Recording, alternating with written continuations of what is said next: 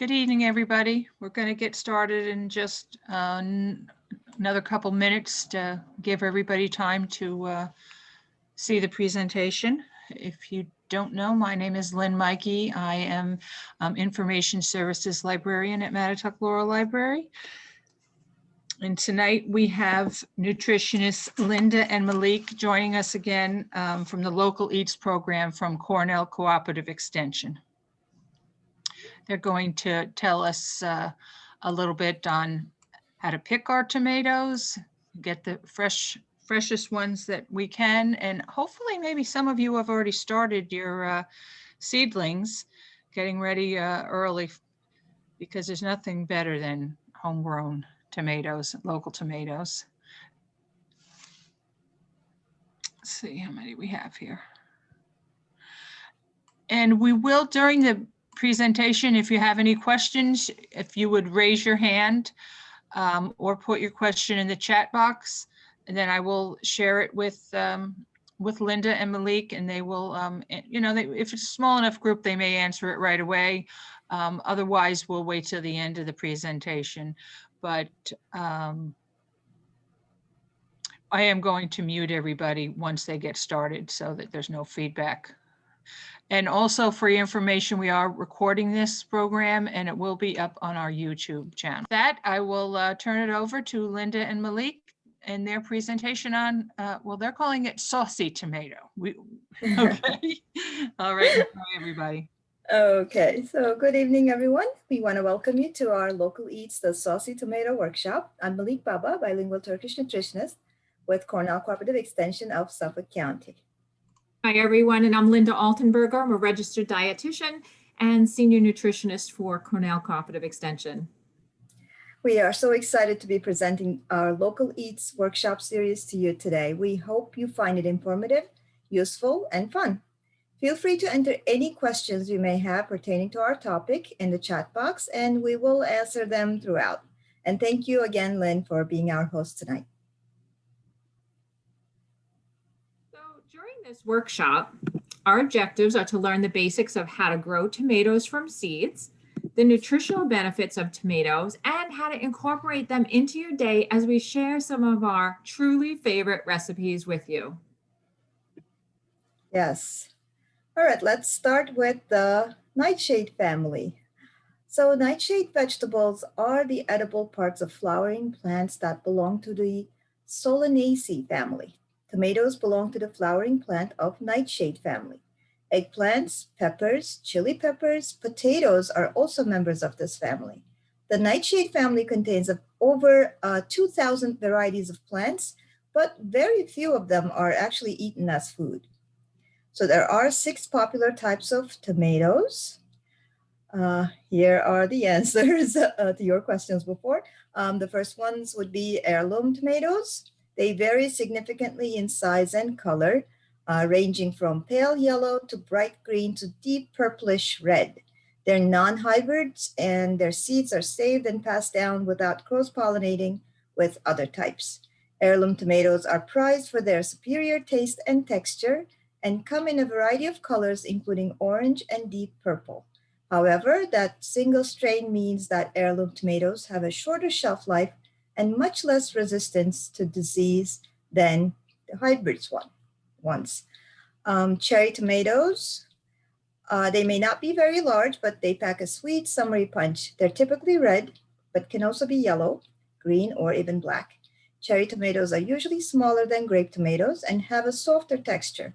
They're the perfect size for salads or to eat alone as a snack. They're also well suited for skewers and kebabs. Plum tomatoes, these are larger than cherry and grape tomatoes, but not large enough to be used for slicing. Plums are also known as Roma tomatoes. They're naturally sweet and juicy, making them a solid choice for canning or making sauces. They're likewise popular in salads. Linda, would you like to share the other types of tomatoes? Absolutely. So the other 3 popular types, we have tomatoes on the vine. Now, tomatoes on the vine are sold still attached, as the name implies, to the vine that they grew on. This does prolong their shelf life, and some research does even indicate that vine-ripened tomatoes contain higher levels of antioxidants and other nutrients than those picked before peak ripeness. Green tomatoes. So green tomatoes can be divided into two categories. The heirlooms that are green when fully ripe, and then the unripe ones that have not yet turned red. So surprisingly, unripened green tomatoes are used in cooking in some regions. For example, fried green tomatoes, which are sliced, battered with cornmeal, and then fried, and that's popular in the southeastern US. Green tomatoes are firm and easy to slice. They're also excellent for canning and even making sauces. They have a tangy, slightly sour, unique flavor to them, and obviously add a different color to the dishes that you're making. One common use for green tomatoes is to make a relish. So that can be a condiment for sandwiches and meats. Now, yellow tomatoes are a number of tomato varieties, both heirloom and hybrid, and they produce yellow fruits. So yellow tomatoes are less acidic than their red counterparts, and they have a different nutritional value, slightly though. So for example, the yellow tomatoes are high in folate, but then again, they have less vitamin C than the red ones. So please take a second, tell us what's your favorite type of tomato. You could enter your answer in the chat box.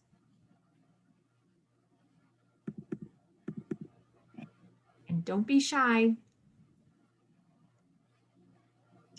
Plum. We have one answer. I like plum tomatoes too. Let me, that had all of that, compassion and power and strength and emotion and I lost the voice. but was also quintessentially American. We can't hear the voice. is everybody with us or? I can hear you now. Oh, okay. Let's see. Oh, so we have an answer for heirloom. Yes. That came in. Okay, so far we have plum and heirloom. All right. So again, we're going to kick off with a question. Malik, let's see who we could stump tonight. Sure. So here's our All trivia. right.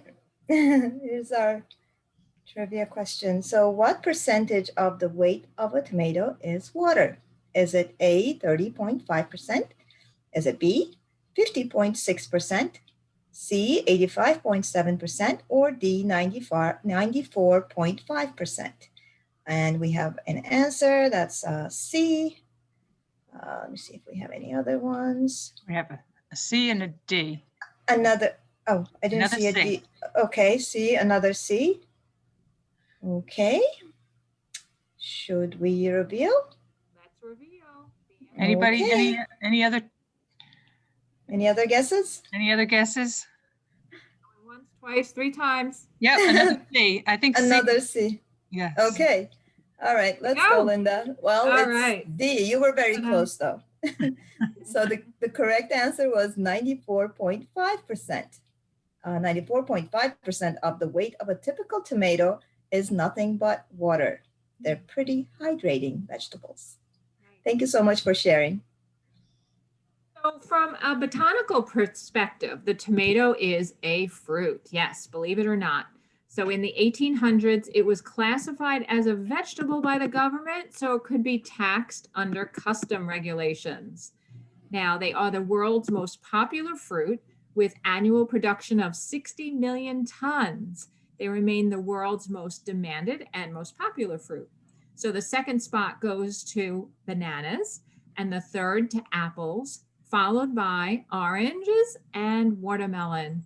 So the USDA says that while Americans eat about 23 pounds of tomatoes per person every year, unfortunately, half of that comes from ketchup and tomato sauce. Okay, so now we're going to take a look at this informative video on how to grow tomato from seeds. It's very important to remember not to water the tomato plants from above, as doing so encourages waterborne pathogens and spreads disease. Deep watering around the roots is the way to go.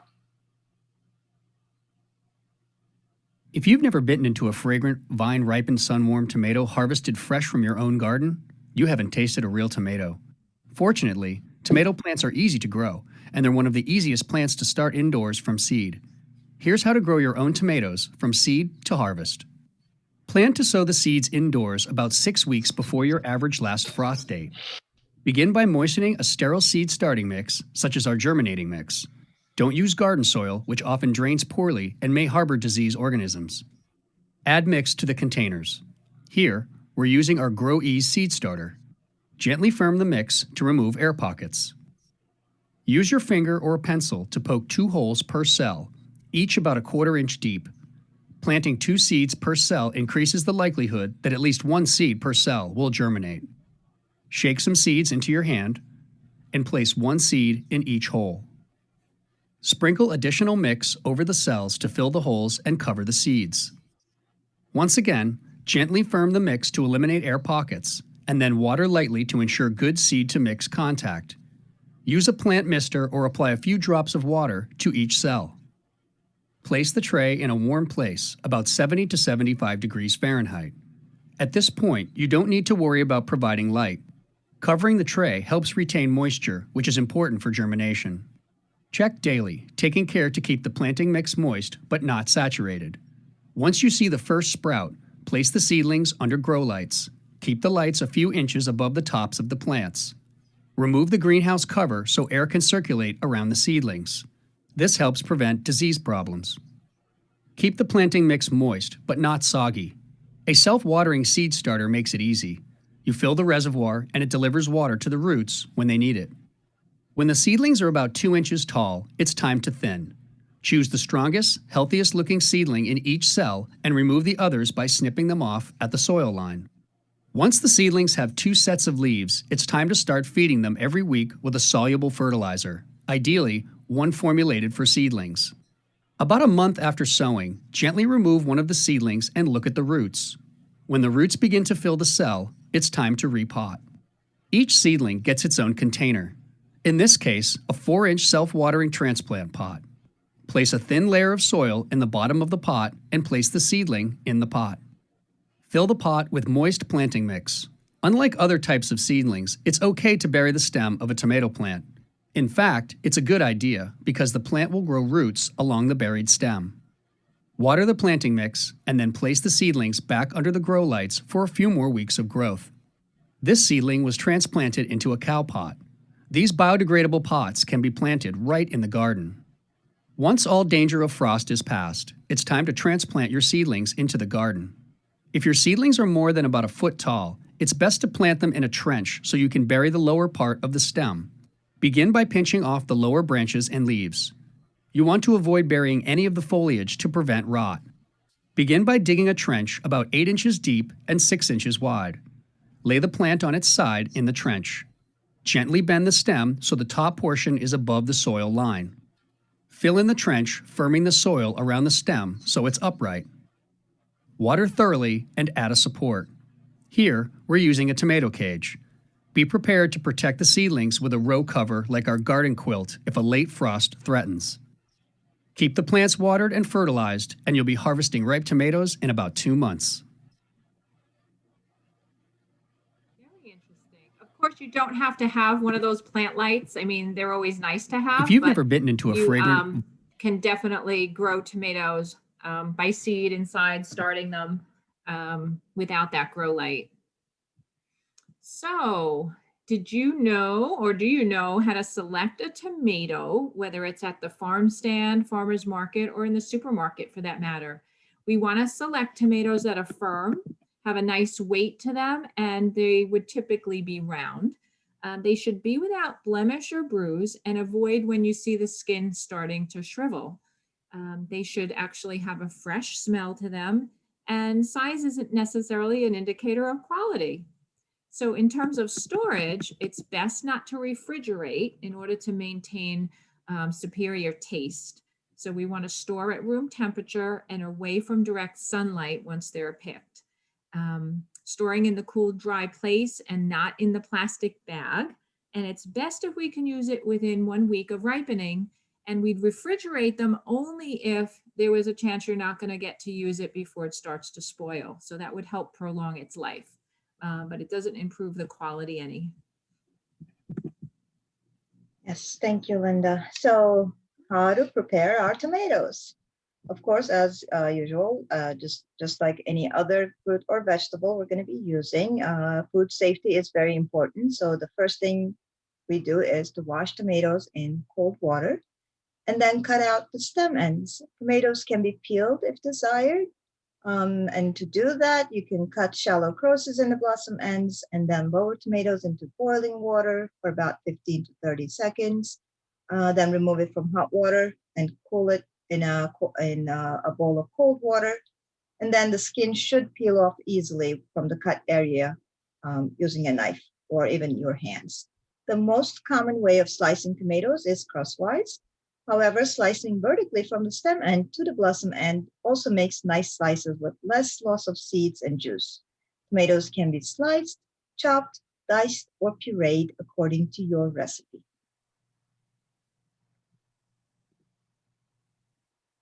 So let's talk about some fun facts. The first tomatoes in Europe may originally have been yellow, and they were called pomodoro, meaning golden apple. Now, tomato juice is the official state beverage of Ohio. In case you travel to Ohio, you'll know that fun fact. And even after tomatoes have been harvested, they're going to keep on gaining weight as they keep on ripening. So tomatoes also were originated in Peru. So hopefully you guys learned something there. Right? Who knew? Okay, so how do you like to eat your tomatoes? How do you enjoy your tomatoes? Do you have any unique recipe favorites that you'd like to share with us? You can put them in the chat box. We had another library program last night, and we heard some really interesting, very unique recipes, right, Linda? There was a lot of different ideas. Mouth-watering. Yes. I always like a nice stuffed tomato. Oh, sun-dried, Yes. Mary Ann, sun-dried. Yes, I always use them. I keep them in my refrigerator crisper, and I just like to add them into almost anything.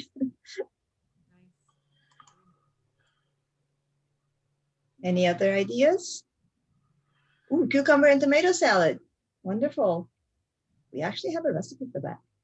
Shh. Make salsa and sauce. I think we have a Salsa. recipe for that too. Yes. Hey, And are they reading ahead of time? They're up. Yeah, true. yes, and everybody, I can give you a recipe at the library if you don't have a printer, or if you did not receive the recipes via email.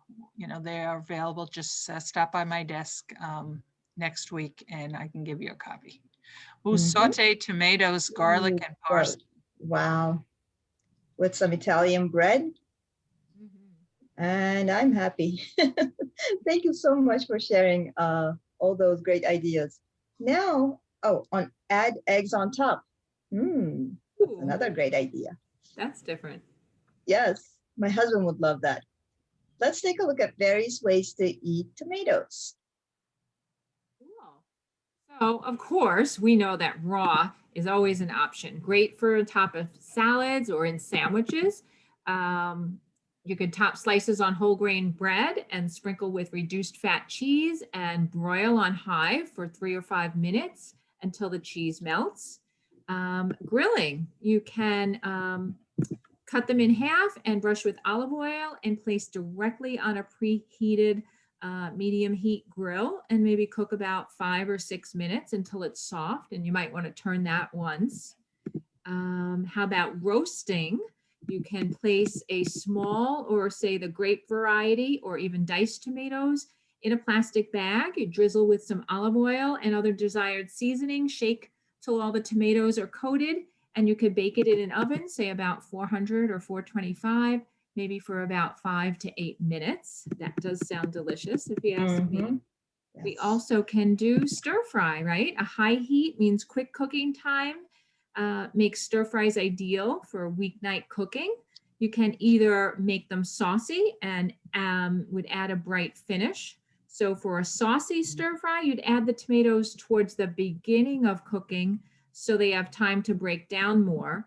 For a bright finish, stir them in at the end and just sprinkle them on the top. So there's definitely different options depending on how you like your tomatoes. So you can make fresh tomato sauce, comes together in minutes and is the perfect sauce to make a hearty pasta. Just feel light and it's quick and simple. So a quick saute, you can, again, garlic goes good with anything or your Yes. favorite spices for that matter, and it's comfort in a bowl. Don't forget, you can even make tomato jam. So it's a sweet and savory spread that can be used on your sandwiches or toast. And who didn't think of juices? Of course, homemade tomato juice is a wonderful alternative to fruit juice, and it provides all the nutrients but less sugar. Be aware if you buy commercial tomato juice varieties, of course, that's usually fairly high in sodium. And lastly, ketchup. So we know typically high in sodium and sugar. So we want to use it in limited quantities typically. Yes, great tips. Thank you, Linda. You're welcome. All right, now let's talk about some nutritional benefits of tomatoes. Tomatoes are an excellent source of vitamin C, lycopene, potassium, folate, and fiber. They're also fat-free, cholesterol-free. They are very low in sodium and very low in calories. On our next slides, we're going to highlight a few key vitamins and minerals that tomatoes provide. So, nutritional benefits. Lycopene is an antioxidant in the carotenoid family. It's the pigment that gives red and pink fruits, such as tomatoes, watermelon, and pink grapefruit, its characteristic color. So antioxidants protect us from different damage caused by compounds known as free radicals. And the lycopene is found in the highest concentrations in the skin of ripened tomatoes. So generally, the redder the tomato, the more lycopene it has. Now, tomato products such as ketchup, like we spoke about, tomato juice, tomato paste, and tomato sauces are the richest dietary source of lycopene in the Western diet. So it provides over 80% of dietary lycopene in the United States. Diets rich in antioxidant lycopene can help prevent the development of certain types of cancers, from lung cancer, kidney cancer, and prostate cancer. And it can help improve cholesterol levels. So it helps reduce the bad LDL-1 while correspondingly raising the good cholesterol known as the HDL. So it would clearly play a part in reducing risk for heart disease. Now, lycopene can also help increase your skin's defense against sunburn damage caused by UV radiation. Yes, so here are the benefits of fiber. A single medium-sized tomato contains about 1.5 grams of fiber, which is about 6% of your daily value.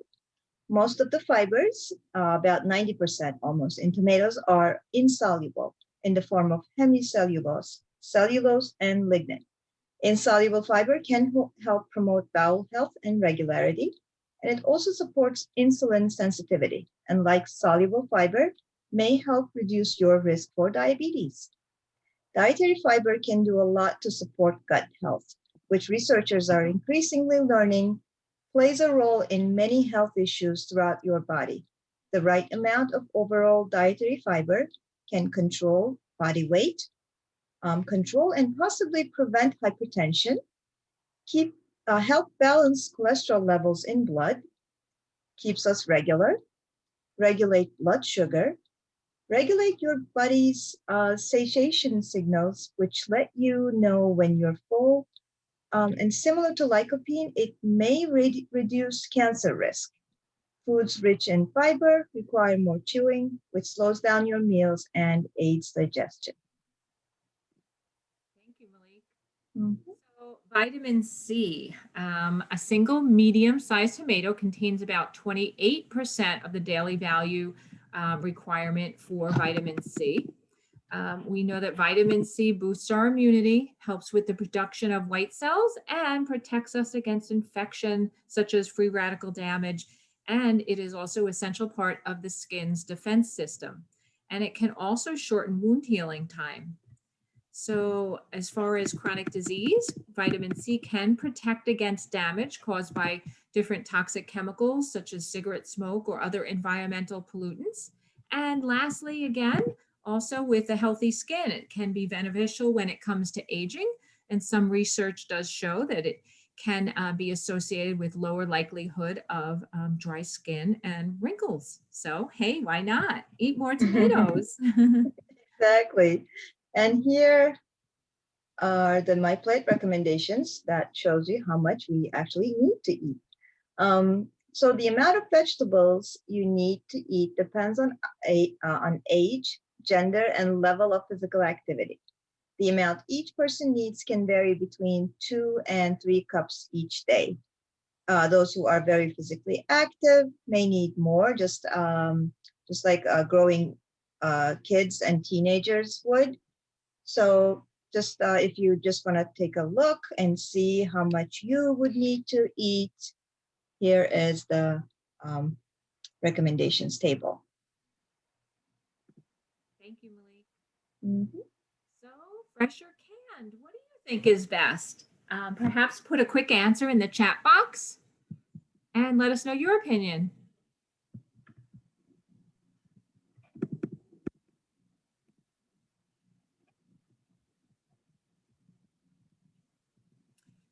So, We're now waiting. fresh. Fresh. Someone said, yeah. Too fresh. Someone said fresh. Okay.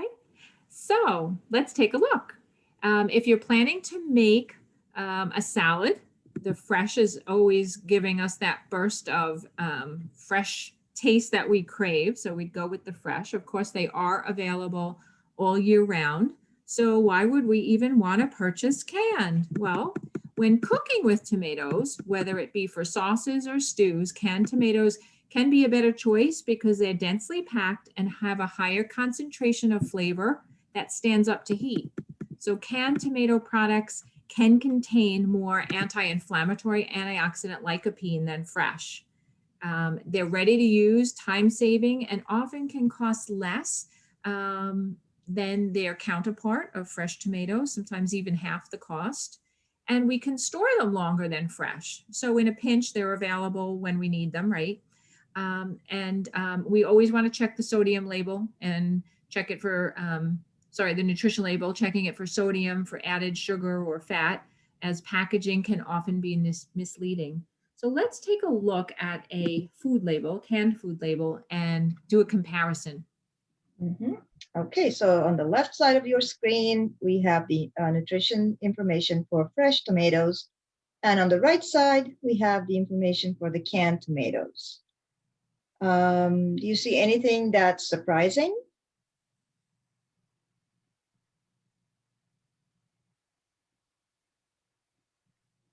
These numbers are all for half a cup of tomatoes, either canned or fresh.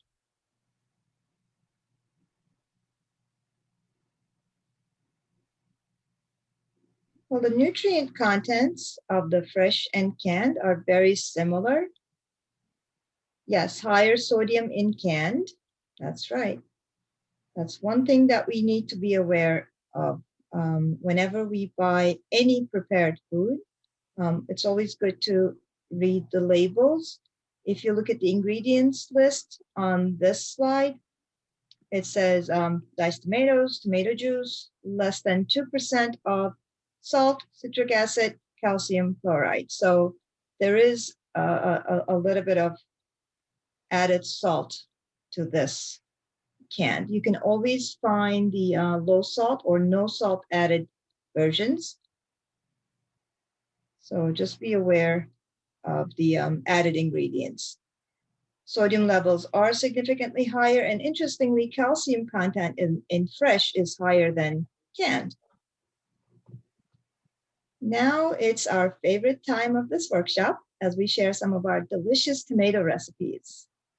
And the first one is the cucumber tomato salad.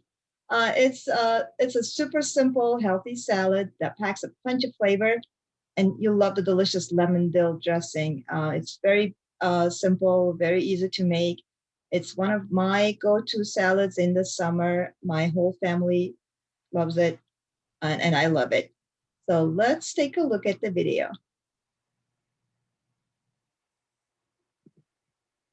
Today on the Stay at Home Chef, I'm showing you how to make an easy cucumber tomato salad. Cucumber tomato salad is easy to make, it's super light and refreshing and totally delicious. To start, you'll need 2 English cucumbers. I've sliced off the ends and cut it in half, and then I'm going to slice it in half lengthwise, and then again to quarter it. You want them in little bite-sized pieces. Then we're going to transfer these all to a large mixing bowl. Then we'll cut up a pint of little cherry tomatoes, and since these are super small, I'm only going to cut them in half. If they were bigger, I'd quarter them. Then we'll slide all of those in with the cucumbers in our large bowl. Last, we'll dice up a red onion. You want to use a red onion for this because they are the best for eating raw. We'll just give these a quick dice. We'll place all of those into the mixing bowl with the cucumber and tomato as well. Last, we need to make our dressing. You'll need 2 tablespoons of extra virgin olive oil, 2 tablespoons of freshly squeezed lemon juice, a tablespoon of apple cider vinegar, a teaspoon of sugar, half a teaspoon of salt, a 1/4 teaspoon of black pepper, and 2 tablespoons of freshly chopped dill. Whisk this together. Then we'll just pour our dressing right over the salad. Just drizzle that on and then toss it together. Give it a taste and add up to a half teaspoon more salt to suit your own personal taste preferences. Cover this with plastic wrap, pop it in the fridge for an hour and let it chill, and then you are ready to eat.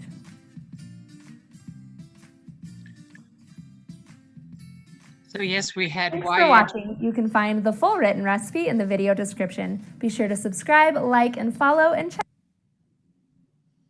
Yes, we had a comment about the sugar in dressing. I never use it, but this recipe for some reason has sugar, so maybe the person who makes it likes it a little sweet, but I don't use it at all. And I have to tell you, I don't always have the English cucumbers or cherry tomatoes at home, and I've made this salad with regular cucumbers, Kirby's, like any kind of cucumber would do. Also, any kind of tomatoes would be fine also. You don't have to have the exact ingredients. Yeah, you could switch out the herb too. I make a similar salad with mint, fresh mint instead of Sure. dill. Parsley, mint, yep. Your favorite herb would be perfect. I mean, and the general idea is just to put the vegetables together, so with a little bit of tartness. Oh, very nice. It looks delicious. Wish I had some Yes. now. So our next recipe is an easy homemade salsa, a fresh alternative to store-bought salsa. So let's take a look at this simple, delicious recipe. I don't use I don't remove the seeds from the plum. I don't mind the seeds. Ways of preparing this salsa. You can finely dice all the ingredients and combine them in a large bowl like I'm doing here.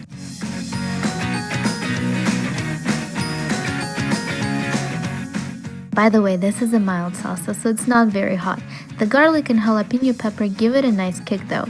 I do have a recipe for a much hotter, much spicier salsa as well, so let me know in the comments if you want to see it. For this mild salsa, I love serving it as a side or habanero with some crackers. Just put it in a bowl and enjoy. Yummy! This recipe makes about 5 cups of salsa, so I just store leftovers in my large Fab Lunch container. The salsa will stay fresh in the fridge for about a week. As always, the exact measurements and directions will be posted on my website at fablunch.com. So I think that one skipped, and I'm going to try it Yes. again. I apologize. I don't know why that did that, but I realized it and couldn't stop. Yes, I think Ways of preparing this salsa. You can finely dice all the ingredients.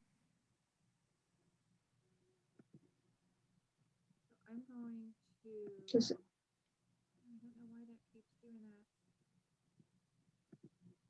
Yeah, maybe it's something with their YouTube.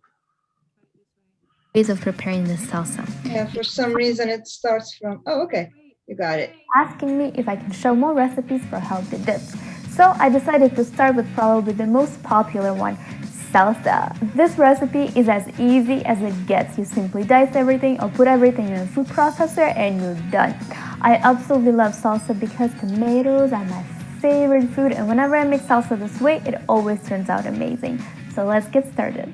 For our salsa, we will need tomatoes, red onion, cilantro, jalapeno pepper, garlic, lemon juice, lime juice, salt, pepper, and cumin. So there are basically two ways of preparing this salsa. You can finely dice all the ingredients and combine them in a large bowl like I'm doing here.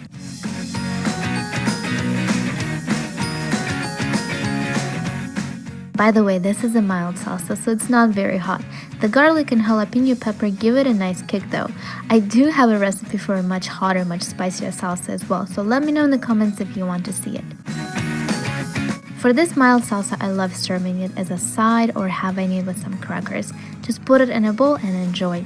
Yummy! This recipe makes about 5 cups of salsa, so I just store leftovers in my large Feb lunch container. The salsa will stay fresh in the fridge for about a week. As always, the exact measurements and directions will be posted on my website at feblunch.com. I actually have a super exciting announcement. Starting from today, we will be able to ship FebLunch containers worldwide. I'm so excited, you guys. Thank you so much to everybody who... A little promo there. Okay. Did she mention food processor? I didn't hear it. I'm sure you can definitely use a food processor to make salsa, and it would be so much easier. No, she didn't, right? Yeah. No.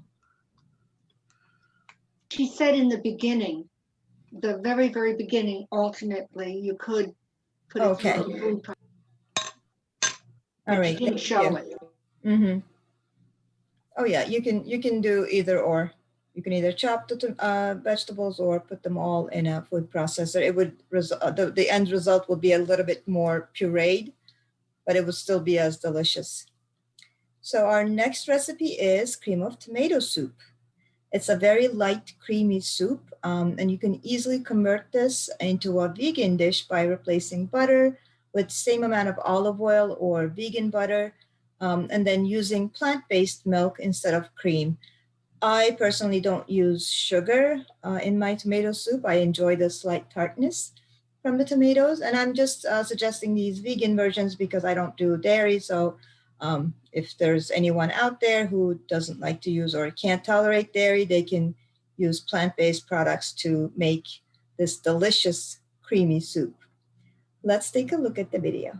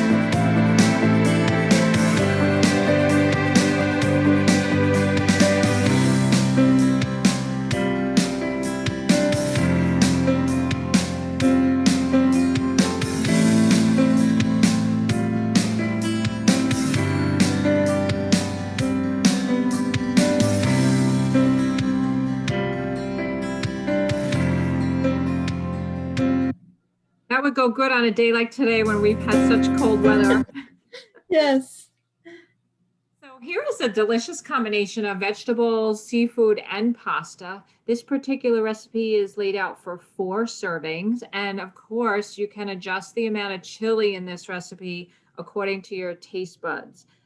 It definitely is set up to be a little spicy and hot. So feel free to start with less on the, chilies in particular, or the chili flakes. So let's have a look.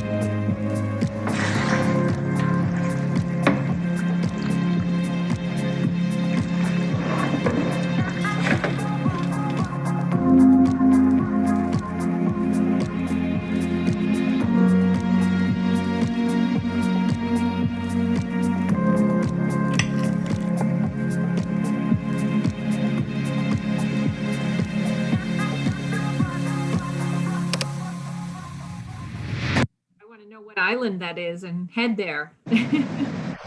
Probably somewhere in Italy. Yeah. Wow. Right? I mean, Yeah, it makes Yeah, sense. that does make sense. Yeah, I Took me could, back, took me there for a moment. I could only, I almost tasted it. It was so, it just looked so delicious. That was a lot of right. chili in that. Yes, yes. Yeah, that's why we pointed Um, that out. We saw that. mhm. All right, so this is our last recipe, stuffed tomatoes with quinoa and tuna. Again, if you would like to keep your appetizer vegetarian, you can substitute tuna with cooked lentils, red beans, or crumbled firm tofu. And just add a teaspoon of each cumin, paprika, and garlic powder for a vegetarian version, of course. To give this recipe a Mediterranean twist, add a tablespoon of crumbled feta cheese and dried oregano, and then drizzle some olive oil on top. So let's look at the video.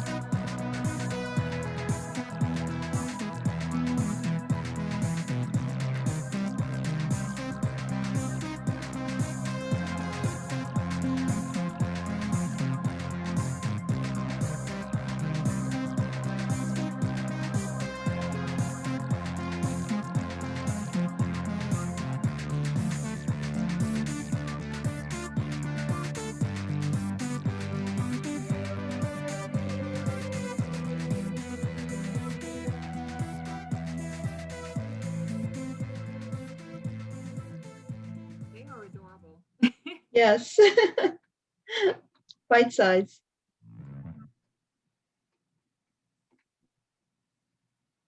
So, what questions do you have for us? Anyone have any comments or questions from the recipes or anything that we talked about earlier this evening? What happens when you have acid reflux and the doctor says, you have to cut out tomatoes or, well, that's right. Isn't there yellow tomato less acidic than the regular red ones? Yeah, it's worth a try. I do think they are a little less acidic. So each person is different in their tolerance of different things, just like lactose and such like that, how some can tolerate, yogurts and all, and some it still might bother you. So I would say I do believe they have less acid, and it'll really just be an individualized thing. There are people that have to totally avoid tomatoes for that reason. And the farmers once told me years ago is that that's why he sells the yellow ones. A lot of people buying the yellow ones too, because he said it was less acidic. I don't know. I just buy them when I can in yellow. Yeah, that's a great question though. Thank you. Mm-hmm. Okay, someone says that they avoid tomato paste. Is there a reason?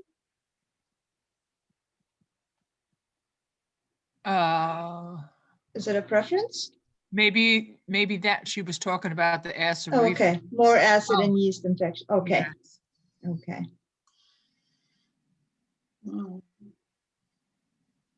What Yeah, about unfortunately. what about the new tomatoes that are coming out that you once in a while see the tomato that bounces? I don't know how, they hybrid them and whatever. Are they more nutritional than heirloom ones or So I don't know that I've seen a bouncing tomato. it's almost like rubber. I mean, Oh. it's Oh, Wow. it's on the market. Sometimes you find them, and they just said there's a new hybrid. Every time you go to some of the places that exhibit these different tomatoes, they're crossbred and thick skin, light skin. I mean, it's so many, and I often think, which ones are. I mean, personally, I would lean towards the deeper color would tend to have more, of the lycopene and the antioxidants and things like that would be my thought. The deeper, the red, the rich color. The purple. Yeah, exactly. Mhm. That would be my thought. So the paler it is, or not as ripe, I would tend to lean to. I can't hear. There's no sound. The less deep the color is, the less of those antioxidants. Mhm. So that would be my suggestion, to always look for that deeper color. Thank you, Marianne. Have a great night. She says her son, and she will be signing off. Thank you so much for joining us tonight. Press for strawberries.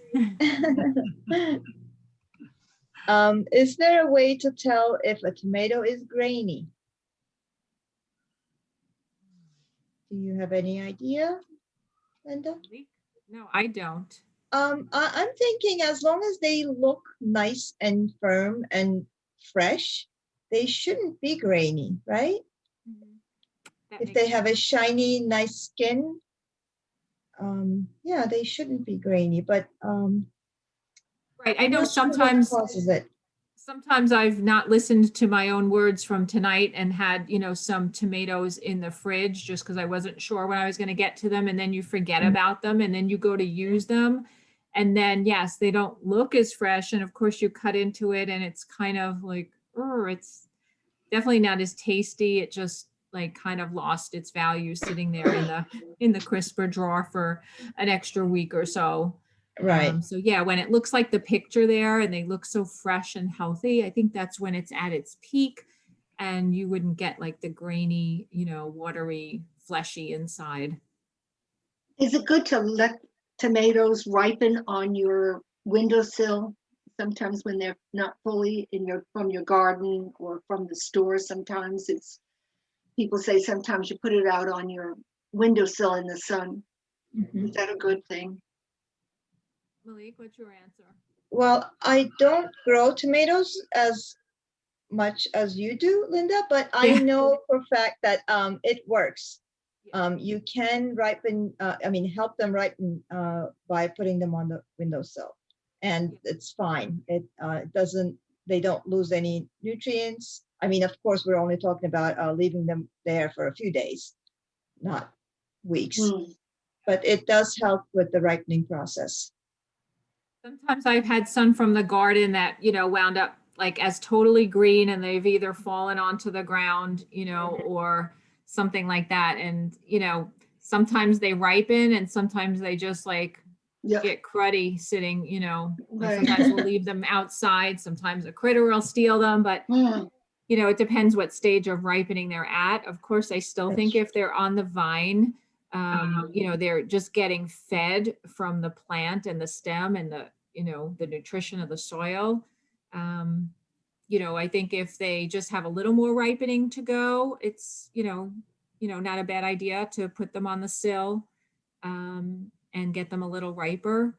But I think especially if the ultimately, squirrels are around. yeah.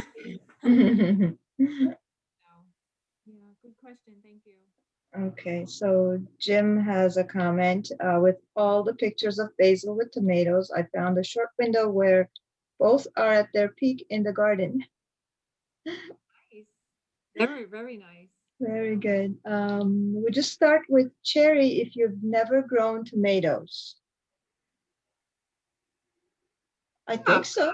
Yeah, I don't think there's a certain type that you need to start with. Spacing, because if you're either putting it in a garden or if you're doing a container on your porch or something like that. So, you want to allow adequate spacing, because if you do a couple of plants, you want them, at least almost 18 inches or so apart, because eventually if they're a bigger plant and they're going to spread, if their leaves are holding water or they're not getting adequate water because the root system, then you can easily get, a certain type of disease on the leaves, and then it's just not a healthy plant. So you want to just make sure you have enough space for whatever type you're planting. Nowadays you can even buy a little plant and then, keep it on your porch or what have you, or just start with a couple of seeds in a planter for that matter. So it depends on your spacing and your sunlight. Needs good water and good sunlight. Mhm. Do you make your own seeds? Like you I harvest. haven't. Yeah. I haven't, no. I have trouble with the birds pecking. Once in a while they just peck inside. Somebody said that if you leave water out, it's because it's a lack of water in the area, and the birds like to peck it for moisture. But I end up having to put that fine netting, which is a toil to work through sometimes. But is there another way to keep birds, animals away from tomato plants? Well, my thought is sometimes you can put like little flags, that wave in the wind almost, or those little streamer things that wave in the wind. I had trouble last year. We had these super tall sunflower plants in and among our tomato plants. So I have to say it distracted the birds, and they kept eating the sunflower seeds, which I had hoped to gather and replant. Oh. They literally devoured, and these plants were like 10 feet tall. They were amazing. So some other distraction of something that you either want, something that flitters to keep them thinking that something's there that's going to harm them for the garden, or Good plant really idea. tall sunflower seed plants, sunflowers, and they'll go after those seeds instead. Or Have- a bird feeder, maybe. yeah, I was going to say, or have a water bath nearby that they could do their own like water thing. Yeah, I've tried that. Yeah, They were determined. yeah. Mm. Well, I think the red color attracts them, I have to say. They just poke a hole, and Yeah, then the tomatoes. Well, I'm afraid to use it, and yeah, yeah. but Pests are a whole nother category for sure. And then, if Yeah. you get any kind of fungus or other things, you have to, but Cornell Cooperative Extension has a whole resource that way too, that you can call like their horticulture line and ask some more detailed gardening pest questions and such too, just as an FYI. Thank you, Jim, for joining us. He's also signing off. Have a good night. All right, I'll just mention that our strawberry presentation is going to be May 25th. That's a Tuesday, and that's also going to be at 7 o'clock. And we will have some strawberry recipes, just have a little jump start on strawberry season here. Okay. Thank you. Glad you joined us. Enjoy the recipes. Yes, All right, and- anybody, any more questions? I guess not. So thank you everyone for joining us, and have yourself a nice weekend, and we will see you back again for our next presentation. Thank you. Good night, everyone. good night.